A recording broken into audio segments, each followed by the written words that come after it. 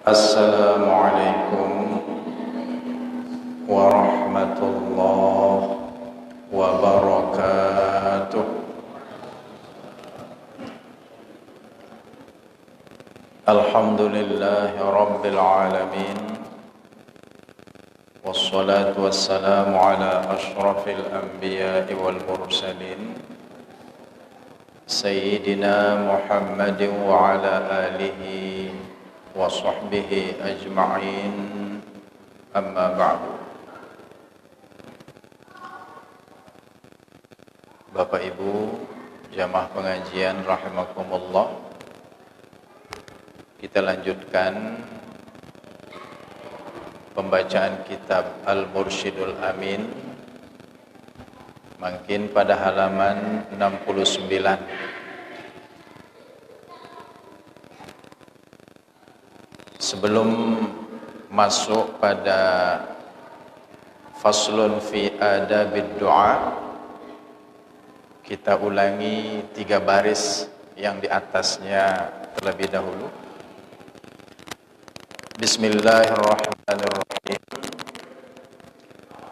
Wa'lam, dan ketahuilah, annan nafi'a min jumlatil azkar, bahwa yang memberi manfaat dari sekumpulan zikir-zikir adalah ma hadara fihil qalbu, zikir yang hadir di dalamnya itu hati kita.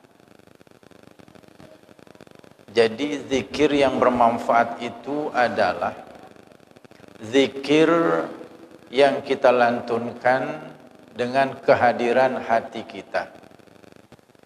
Bukan lisan kita berzikir, tetapi hati kita kemana-mana. Wa ma'adahu, apa yang selainnya, artinya lisan te berzikir tapi hati kita kemana-mana, tetap kita dianggap berzikir, berpahala itu, tapi fahuwa qalilul jadwa, dia itu sedikit faedahnya, sedikit manfaatnya. Jadi kita berzikir ini bukan hanya untuk mendapatkan pahala, tapi untuk mendapatkan manfaat daripada zikir itu. Ya, ala bizikrillahi tatmainnul qulub, antena tenang atente, ya.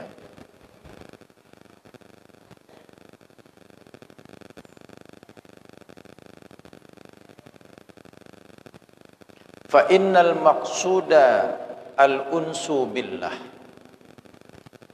karena maksud daripada berzikir itu adalah al-unsu billah, bersenang-senang dengan Allah subhanahu wa ta'ala. Seperti kita berbicara dengan orang yang kita senangi, lidah dan hati kita itu bersatu ketika berbicara dengan orang yang kita senangi. Ya, biasanya orang yang kita senangi ini kan orang-orang besar, orang-orang berkuasa, ya. Andai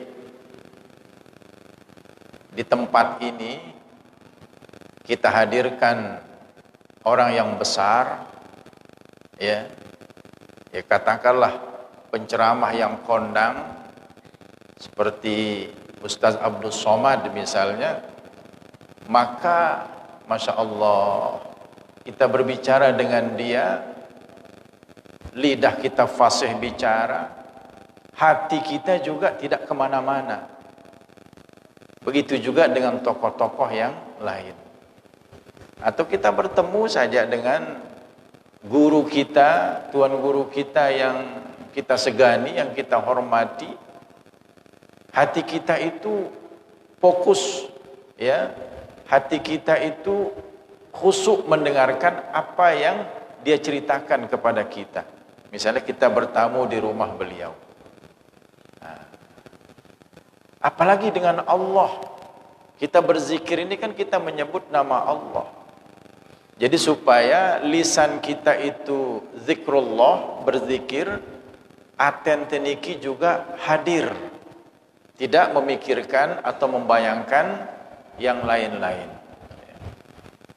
Karena kalau begitu cara kita berzikir, lidah kita saja berzikir, hati kita terbang kemana-mana, kita tidak al-unsu billah. Kita bukan senang dengan Allah.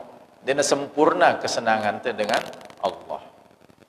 Wadzalika, nah, yang demikian itu artinya bersenang-senang dengan Allah itu bil mudawamati ala zikri, dengan jalan terus-menerus berzikir. Ma'a huduril qalbi, beserta hadirnya hati kita ini. Ya. Wa bidzalika ta'manu su'al khatimah, dan dengan yang demikian itu engkau aman dari su'ul khatimah, ya, kematian yang tidak baik.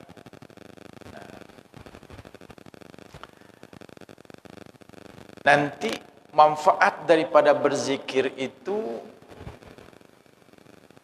tercermin juga di dalam perilaku, ya. Karena kita sudah senang dengan Allah, al-unsu billah, maka apa perintah dan larangan Allah itu pasti kita gampang, ringan untuk mematuhinya. Ya. Nepi jakna perintah Allah, karena kita senang dengan Allah. Kalau kita senang dengan seseorang, apapun perintah orang itu kita turuti. Kalau kita senang dengan seseorang, apapun larangan orang itu akan kita turuti. Nah, jadi manfaat daripada berzikir, tujuan daripada berzikir ini adalah bersenang-senang dengan Allah. Supaya kita gampang mematuhi perintahnya, supaya kita tegas menjauhi larangan-larangannya. Jadi, yang pernah menghadiri satu sholat Jumat, ya, di satu tempat di kota Mataram ini, yang diundang, ya, hampir tiap Jumat yang berkeliling, ya, Jumat depan juga tiang tidak bisa Jumatan di sini, ada saja yang mengundang tiang menjadi khotib sekaligus imam, kemudian ya diundang kita besaprah. Nah, tiang datang ke masjid itu ada orang pakai imamah, ya, maupun pangeran Diponegoro, ya,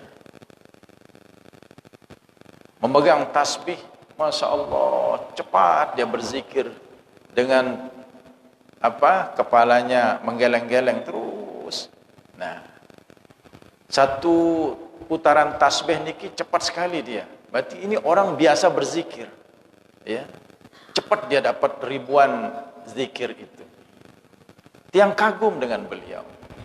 Apalagi setelah tiang sholat tahiyatul masjid, dia hentikan zikirnya, dia salami tiang. Setelah itu dia terus berzikir.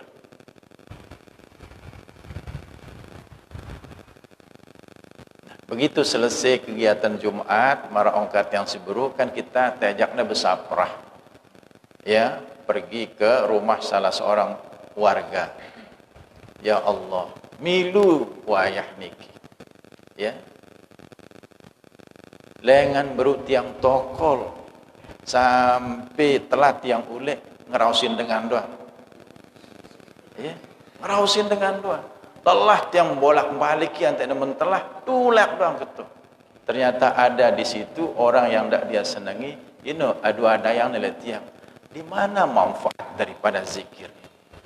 Berarti dia tidak berhasil dengan maksud zikir untuk bersenang-senang dengan Allah. Buktinya larangan Allah untuk tidak bergibah, tidak membicarakan keburukan orang itu tidak bisa dia patuhi. Nah, ini jamaah sekalian yang harus kita jaga. Jangan bangga dengan kita bisa berzikir puluhan, ratusan, bahkan ribuan kali, tapi catat apakah ketika berzikir hudurul qalbi atau tidak, hadir atente atau tidak. Kemudian apakah sudah kita merasa senang dengan Allah atau tidak, ya. Lalu tercermin dari perintahnya gampang kita turuti, larangannya gampang kita jauhi. Kemudian dia ingatkan kembali bahwa zikir ini ibarat pisau. Amun jarang-jarang berzikir, maka ibarat pisau yang jarang diasah. Tumpul ya. Ya. Ini kan orang ketika ada masalah, ya, ingin mendapatkan ketenangan hati, baru dia datang tengendang wirid-wiridan, tengendang amal-amalan. Jadi bukan begitu, kita ada masalah atau tidak, ini perintah Allah. Fazkuruni azkurkum. Berzikirlah kamu kepadaku, maka aku akan ingat kepadamu. Jadi teruslah berzikir, maka tajam manfaat daripada zikir itu. Seperti ladik, pisau yang terus kita asah, dia pun menjadi tajam. Apa saja bisa dia potong. Faslun fi adabid doa. Nah, ini satu fasal pada menerangkan adab berdoa. Fal yatarassad, ya, tarassada yatarassadu. Fal yatarassadil awqati asy-syarifata. Hendaklah seseorang mencari waktu-waktu yang mulia untuk berdoa. Nah, tepete waktu-waktu yang mulia. Waktu-waktu yang mulia niki, nah ini ada catatan kaki lek bawa garis niki. Wa fil Ihya, di dalam kitab Al-Ihya, wal awqatus syarifatu, waktu-waktu yang mulia, kayaumi Arafata, seperti hari Arafah. Nah, ini tepat kita berdoa. Bagus sekali kita berdoa karena dia hari yang mulia. Wa Ramadhana, dan hari di bulan Ramadan. Wa yaumil Jum'ah, dan seperti hari Jumat. Ya. Wa fis sahari. Ya, wa fis sahari, dan pada waktu sahur. Artinya di tengah malam. Ya. Ente uras aning jeding karena melihat buang air di tengah malam ini, usahakan. Ya, kalau ndak bisa sholat tahajud, ya, usahakan sebelum tidur lagi itu berdoa. Ya. Nepi je doa yang perlu dah hafal. Allahumma ighfirli wa li walidayya misalnya warhamhuma kama rabbayani shaghira. Atau doa-doa yang lain sesuai hajat. Karena di tengah malam itu adalah waktu yang mulia untuk kita berdoa. Wa fis sahari min sa'atil lail, ya. Dan pada waktu sahur daripada waktu-waktu di malam hari. Wa ay yagtanima al ahwal asy-syarifah, dan bahwa dia mendapatkan situasi-situasi yang mulia atau kondisi-kondisi yang mulia.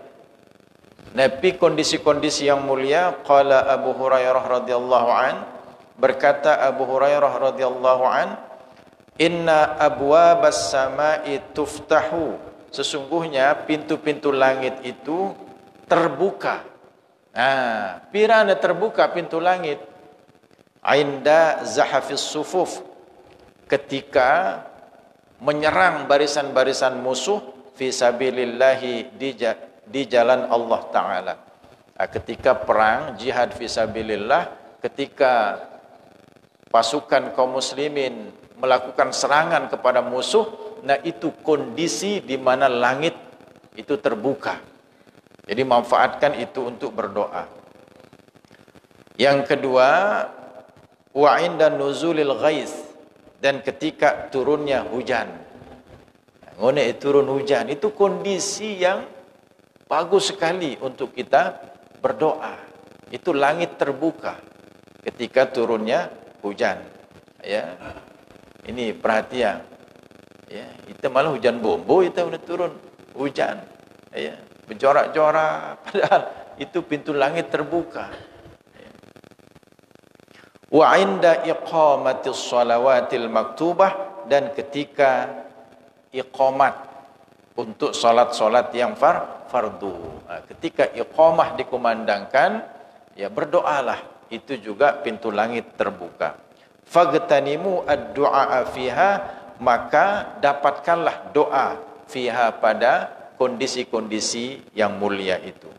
Intaha. Kemudian ditambahkan kondisi-kondisi yang mulia ini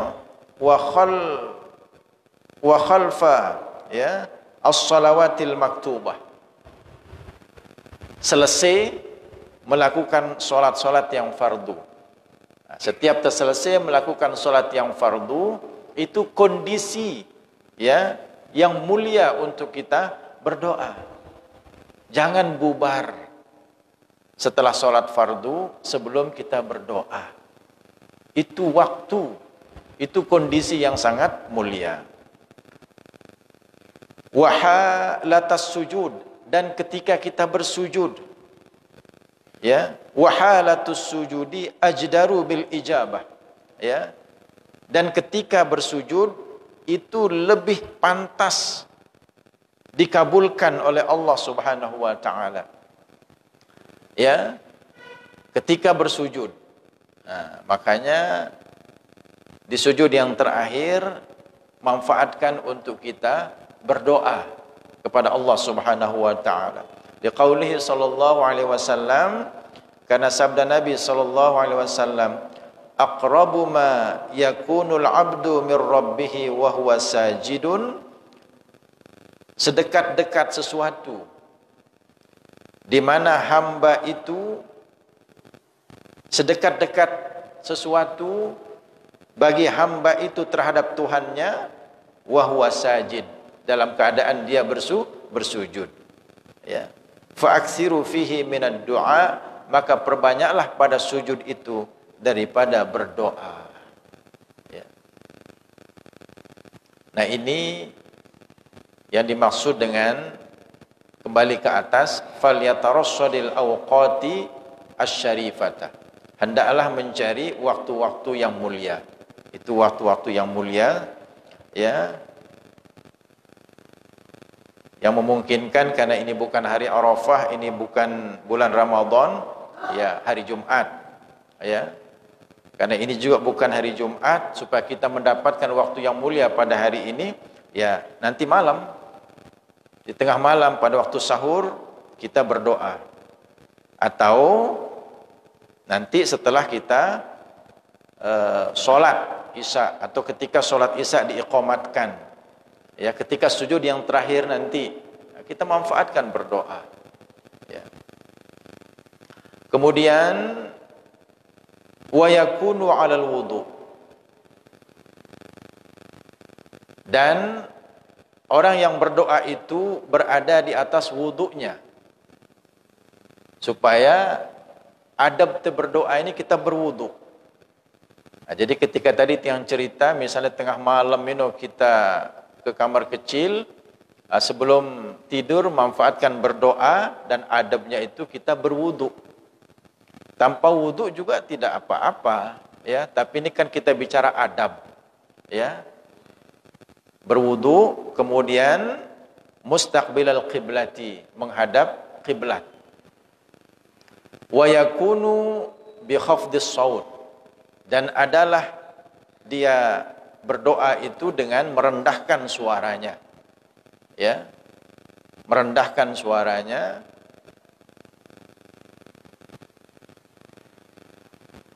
Nah, mara angkun tengendeng lah le dengan, ya, berasi-asi lah kita kan.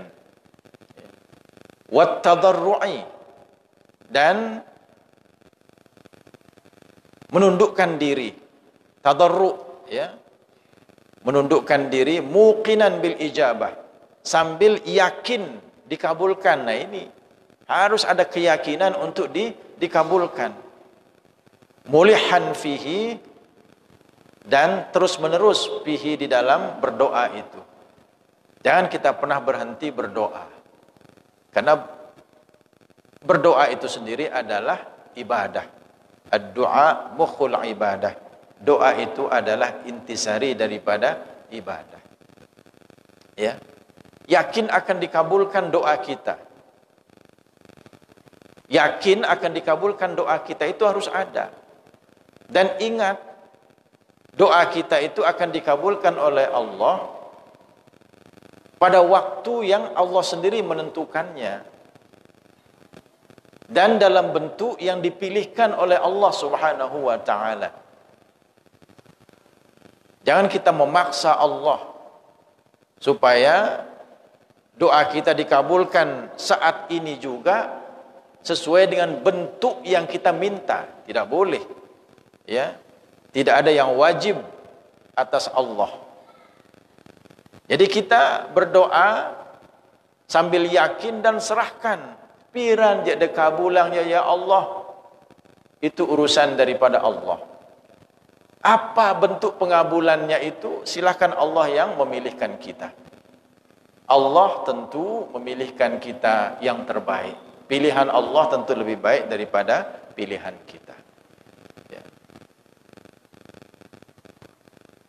Ya, doa-doa yang pelunggu disampaikan, apapun bahasanya, Nabi juga permohonan dia melalui doa si wah-wah niki. Ya.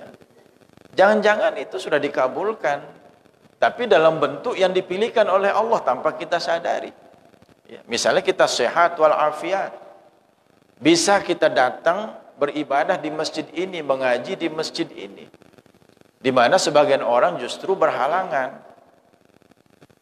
Nah, bisa jadi itu bentuk daripada pilihan Allah di dalam mengabulkan doa kita.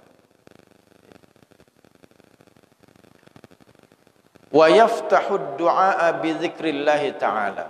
Dan dia yang berdoa itu memulai doanya dengan berzikir kepada Allah Ta'ala. Alhamdulillah Rabbil Alamin, hamdan yuafi ni'amahu wa yukafi'u mazidah. Ya Rabbana lakal hamdu kama yanbaghi li jalali wajhika wa azimi sultanik, misal. Wa bis salati ala Rasulillah sallallahu alaihi wasallam. Dan dengan membaca salawat atas Rasulullah sallallahu alaihi wasallam. Bisa di awal doa, bisa juga di akhir doa salawat ini. Wa biraddil mazalim, dan dengan mengembalikan kezoliman-kezoliman. Nah, ini yang kadang kita tidak pikirkan. Qabla iqbalihi ala doa, sebelum dia menghadapkan dirinya di atas doa. Napi kezoliman-kezoliman yang pernah kita lakukan, ya kita kembalikan, kita selesaikan.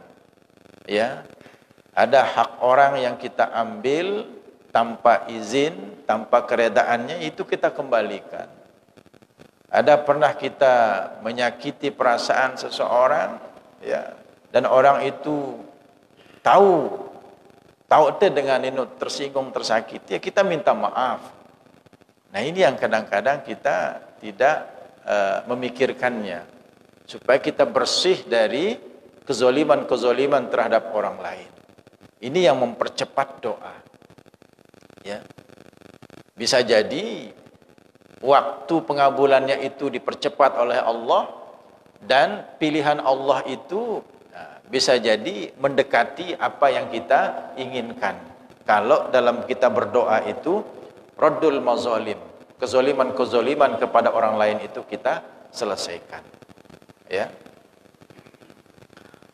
Fadilatus salati ala Rasulillah sallallahu alaihi wasallam, keutamaan bersolawat atas Rasulullah sallallahu alaihi wasallam.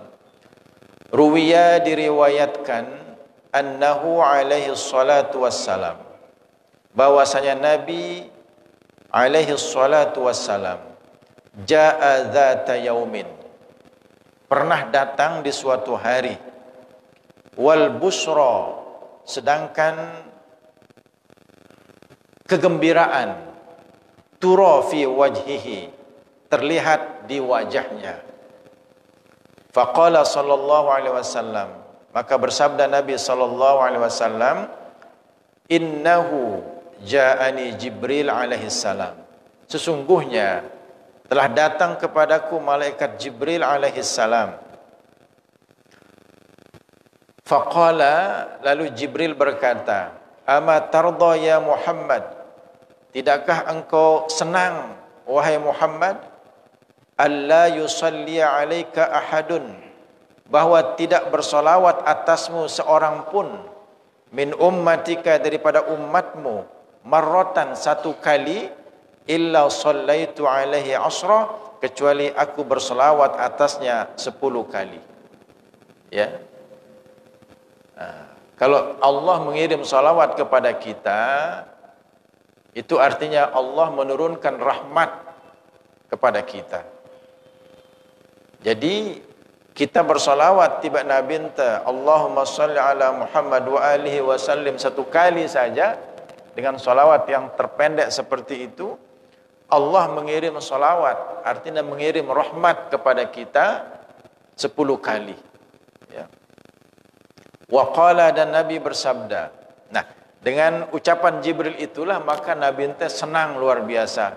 Terlihat kegembiraan di wajahnya. Bagaimana mudahnya umat beliau ini mendapatkan salawat dari Allah, mendapatkan rahmat daripada Allah hanya dengan bersalawat satu kali saja kepada Nabi kita. Wa qala, dan beliau bersabda Nabi ente, man shalla alayya, barang siapa yang bersalawat atasku, sallat alaihil malaikatu, bersalawat atasnya para malaikat, ma shalla alayya, ya, ay muddata salatihi alayya, selama dia masih bersalawat atasku. Jadi selama itu bersalawat tiba Nabi ente, selama itu pula malaikat bersalawat kepada kita. Nah, kalau malaikat bersalawat kepada kita, artinya malaikat memohonkan ampunan kepada kita. Ya. Fal yuqlilil abdu, maka hendaklah hamba itu, ya, mengurangi inda zalika, di ketika salawatnya itu, au liyuksir, atau hendaklah dia memperbanyak. Nah, kalau engkau sudah tahu fadilah daripada salawat ini, ya silahkan mau diperbanyak atau mau dikurangi salawat itu. Tentu kita harus memperbanyak salawat, karena selama kita bersalawat tiba Nabi ente, selama itu pula malaikat bersalawat kepada kita. Jadi ini yang harus kita bayangkan jamaah sekalian, ante terdorong terus bersalawat. Ya. Nengkean ku jerak bersalawat, jerak malaikat bersalawat tiba aku. Nah, itu kita pikirkan sehingga terus kita akan bersalawat selama kita memiliki waktu dan kesempatan. Wa qala sallallahu alaihi wasallam, bersabda Nabi sallallahu alaihi wasallam, man shalla alayya fi kitabin, barang siapa bersalawat atasku pada satu kitab, pada satu tulisan, ya, pengarang-pengarang kitab, ya, bersalawatlah kitabna, lam tazalil malaikah, senantiasa para malaikat yastaghfiruna lahu, beristighfar untuknya, madama masmi fi dzalikal kitab, selama namaku masih tercantum di dalam kitabnya itu.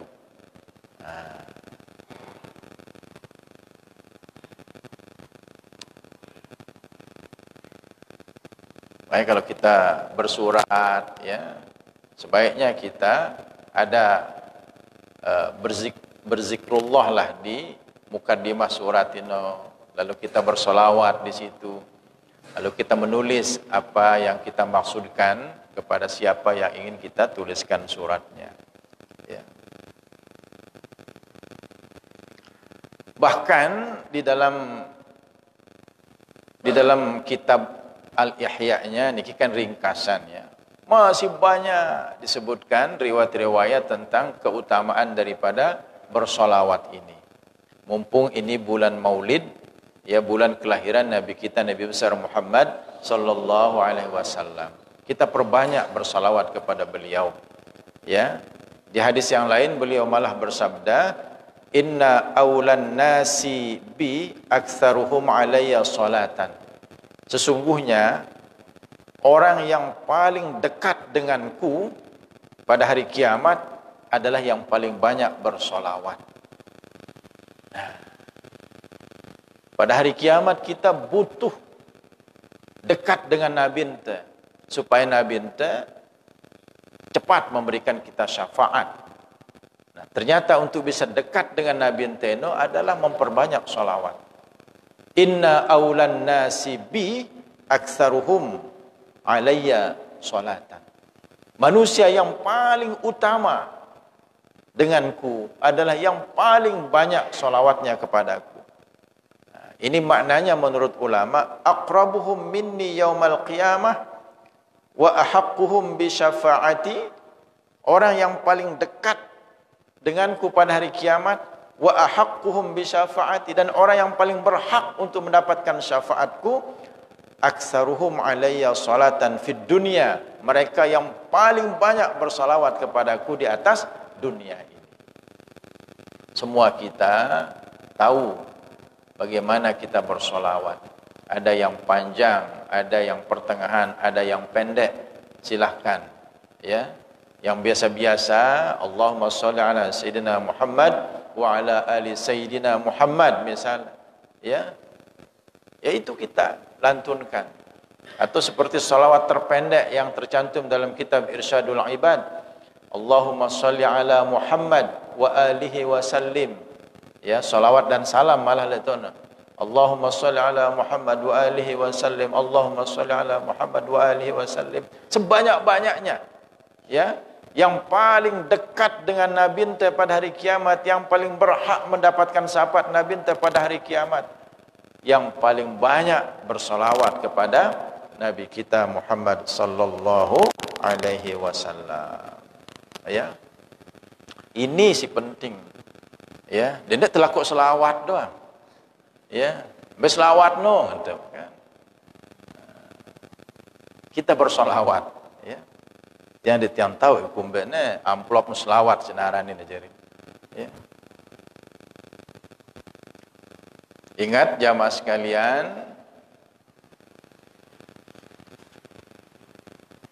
kita itu dianjurkan mencintai Nabi ente. Ya.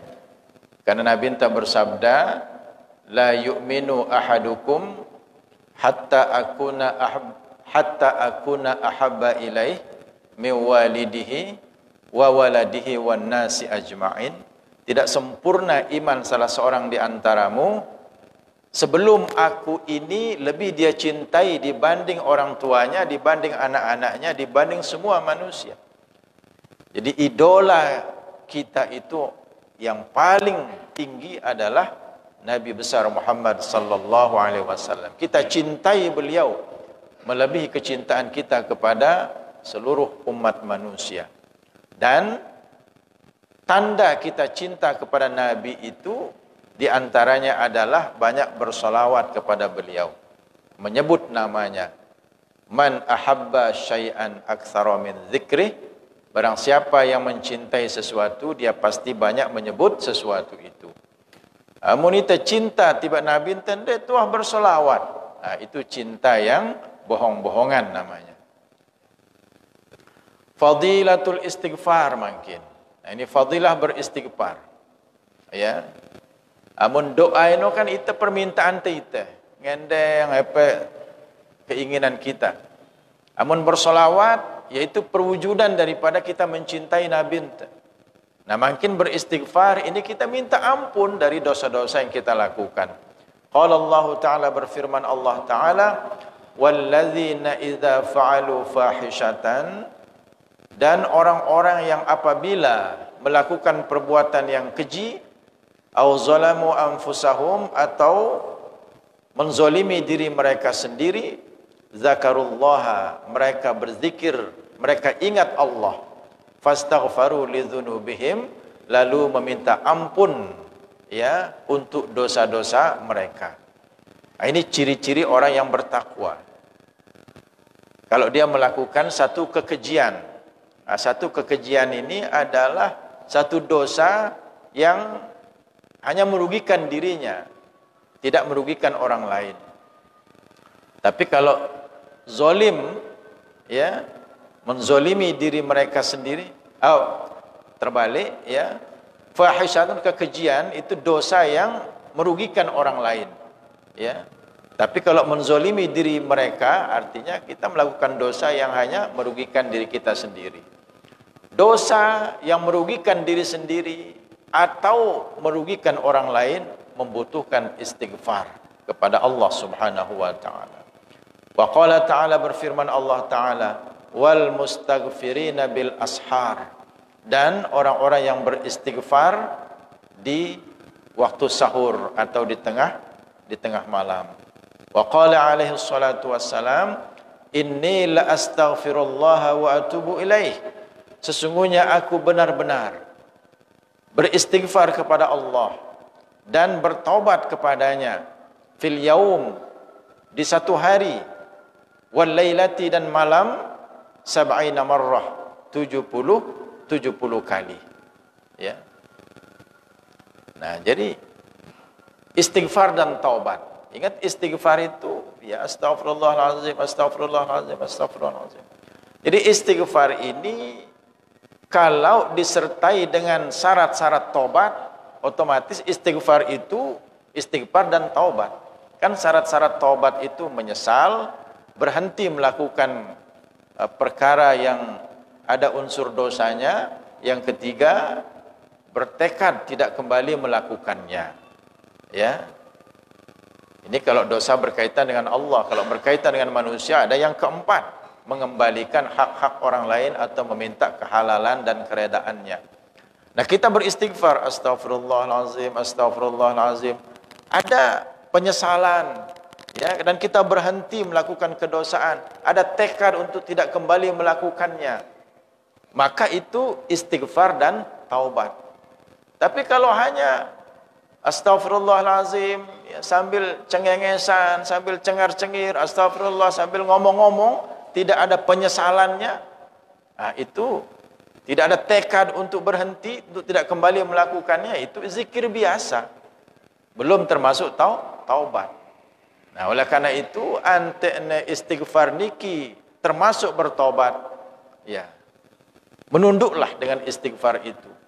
Ya, menyesal karena begitu banyak dosa-dosa yang kita lakukan, berhenti melakukan kedosaan dan bertekad, berazam, ndek ku gen gawe ia malik dosa niki. Maka istighfar itu otomatis termasuk bertaubat. Wa qala alaihi salatu wassalam, bersabda Nabi alaihi salatu wassalam, ma asarra man istaghfara, tidaklah dianggap terus-menerus berbuat dosa orang yang beristighfar. Wa in 'ada fil yaum sab'ina marrah, walaupun dia mengulangi dosanya di satu hari itu 70 kali. Ya. Amun terus bertaubat, ya, terus beristighfar, maka kita tidak dianggap terus-menerus melakukan dosa. Ya. Walaupun sehari itu kita mengulangi dosa 70 kali, tapi kita terus beristighfar. Ya. Makanya kita tidak boleh berhenti beristighfar, apalagi kalau kita ini masih rajin melakukan dosa-dosa kesalahan. Ya. Wa qala alaihi salatu wassalam, bersabda Nabi alaihi salatu wassalam, man amila zamban, barang siapa melakukan satu dosa, fa'alima, lalu dia mengetahui dan meyakini, annallaha qad ittala'a alaih, bahwasanya Allah mengetahui atasnya, ghufira lahu, diampunkan baginya, wa illam yastaghfir, walaupun dia tidak beristighfar. Ya. Jadi orang yang melakukan dosa, lalu dia meyakini Allah mengetahui perbuatan dosanya itu, maka dia sudah diampunkan oleh Allah, walaupun dia tidak beristighfar. Artinya jamaah sekalian, bukan berarti kita tidak berat untuk berdosa. Karena cukup kita berdosa lalu meyakini saja Allah mengetahui, maka kita akan diampuni. Lalu kita berani melakukan dosa. Tidak seperti itu. Ini maksudnya niki untuk menunjukkan bahwa Allah itu sebagaimana dia suka berbuat baik kepada hambanya, dia juga suka mengampuni dosa-dosa hambanya. Ya. Dan hadis ini juga untuk mengingkari orang yang berpendapat bahwa tidak mungkin orang mukmin itu berdosa. Karena kalau orang mukmin itu berdosa, otomatis sudah rusak keimanannya. Tidak, itu yang diingkari. Orang mukmin itu bisa saja dia berdosa, tapi tidak merusak keimanan. Ya, sepanjang dia beristighfar dan bertobat kepada Allah Subhanahu wa taala. Nah, jadi hadis ini barang siapa melakukan dosa, lalu dia meyakini bahwa Allah melihatnya berdosa, maka diampunkan baginya walaupun dia tidak beristighfar. Menunjukkan betapa Allah itu sangat berkeinginan untuk mengetahui, untuk mengampuni hamba-hambanya. Apalagi amun beristighfar. Ya, apalagi kalau kita beristighfar dan bertaubat. Nah, ya ini gambarannya. Jadi, sekedar kita meyakini Allah mengetahui kita berdosa, lalu kita menyesal, itu sudah diampuni oleh Allah. Apalagi kalau kita beristighfar kepada Allah Subhanahu wa taala. Dan istighfar ini tidak membutuhkan tenaga yang besar, tidak membutuhkan modal yang besar. Ya. Nah, mungkin sama dengan hadis ya, naumus shaimi ibadah. Tidurnya orang yang berpuasa itu adalah ibadah. Bukan berarti kita harus tidur. Ya. Sedikit-sedikit tidur, sedikit-sedikit tidur. Ya. Tidurnya orang yang berpuasa itu saja ibadah, apalagi kalau dia tidak tidur. Tapi terus dia berbuat kebaikan, terus dia berzikir, terus dia membaca Al-Quran. Wallahu subhanahu wa ta'ala a'lam. Nah, kemudian malam Senin si datang telibur sekali, nggih. Mulut mbeno. Oke. Mulut kerampule. Ya. Jadi kita libur, malam Senin yang akan datang kita sambung lagi malam Senin berikutnya. Kemudian tiang umumkan untuk ibu-ibu ini, untuk ibu-ibu besok malam Selasa ini memang jadwal pengajian ibu-ibu di Majelis Taklim udah. Kita rencanakan dimulai besok, diawali dengan pembacaan ya Ratib Al-Haddad. Sudah kita siapkan 200 buku, 200 kitab Ratib Al-Haddad. Ya, jadi siapa yang datang pertama dia yang bisa mendapatkannya. Bisa disampaikan kepada ibu-ibu yang lain. Ratib Al-Haddad ini adalah untuk menjaga kita dari bala bencana, menjaga kita dari hal-hal yang tidak diinginkan, dan untuk mendapatkan perlindungan daripada Allah Subhanahu wa taala. Nah, yang tunggu untuk ibu-ibu besok kita bersama-sama membuka majlis taklim di Uda-Uda sambil kita membaca Ratib Al-Haddad, kitabnya sudah kita siapkan. Bismillahirrahmanirrahim. Alhamdulillah rabbil alamin, hamdan yuwafi ni'amahu wa yukafi'u mazidah. Ya Rabbana lakal hamdu kama yanbaghi li jalali wajhika wa 'azimi sultanik. Allahumma inna na'udzubika min ilmin la yanfa' wa min qalbin la yakhsha' wa min nafsin la tashba' wa min da'watin la yustajabu laha. Wa sallallahu ala sayyidina Muhammad wa ala alihi wa sahbihi wa sallam. Walhamdulillahi rabbil alamin. Assalamualaikum warahmatullahi wabarakatuh.